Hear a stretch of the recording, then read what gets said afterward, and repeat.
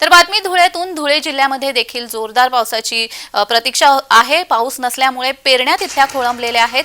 धुळे जिल्ह्यामध्ये देखील पाऊस पडणार अशी अपेक्षा होती, मात्र अजूनही तिथे पावसाची प्रतीक्षाच आहे। जून महिना उलटला तरी धुळे जिल्ह्यामध्ये जोरदार पाऊस झालेला नाहीये, त्यामुळे पेरण्या खोळंबलेल्या आहेत। पाऊस लांबणीवर गेला तर लागवड केलेली कापूस बियाणे वाया जातील। शेतकऱ्यांनी लावलेला कापूस हा वाया जाईल की काय असा प्रश्न निर्माण झालाय।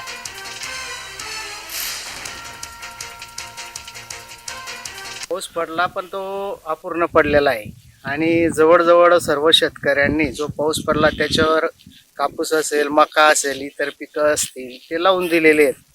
परंतु जवळजवळ आता पावसाचा जो खंड आहे तो आता 8-10 दिवसाचा आणि अपूर्ण असल्यामुळे शेतकऱ्यांवर दुबार पेरणीचं संकट आता हे येणारच आहे आणि म्हणून की लवकरात लवकर पाऊस पडावा अशी सर्व शेतकरी बंधूंची अपेक्षा आहे। याचाच आढावा घेतलेला आहे आमचे धुळ्याचे प्रतिनिधी तुषार परदेशी यांनी। पाहूयात। जून महिना अर्धा संपत आला तरी पाहिजे तसा मुसळधार पाऊस हा धुळे जिल्ह्यात झालेला नाहीये। आपण या ठिकाणी पाहू शकतो धुळे तालुक्यातील काही गावांमध्ये आता 1-2 पाऊस झालेले आहेत, त्यानुसार आता शेतकरी कामाला लागलेले आहेत। या ठिकाणी कोरपणीचं देखील आता काम सुरू झालेलं आहे। धुळे जिल्ह्यात एकूण 3,89,000 हेक्टर हजारावरती ही पेरणी केली जाते, त्यापैकी आतापर्यंत फक्त 46,710 हेक्टरवरती लागवड झालेली आहे।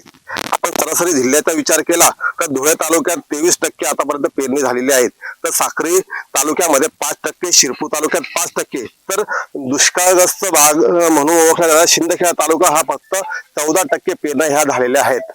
एकंदरीतच पाहायला गेला तर धुळे जिल्ह्याला आतापर्यंत मुसळधार पाऊस किंवा जोरदार पाऊस असा झालेला नाही। कृषी विभागाने देखील सांगण्यात आलेलं आहे की सरासरीपैकी 75 ते 100 मिलीमीटर पाऊस जोपर्यंत होत नाही, जमीन पूर्ण ओलते खाली येत नाही, तोपर्यंत शेतकऱ्यांनी ही पेरणी करू नये।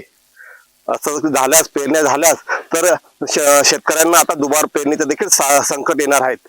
एकंदरीतच पाऊस तर अजून लांबणीवरती गेला तर जे पीक लावलेले ते सुद्धा हातातून वाया जाण्याची आता वेळ आता शेतकऱ्यांचं येऊन ठेपणार आहे। तुषार परदेशी, जय महाराष्ट्र न्यूज, धुळे।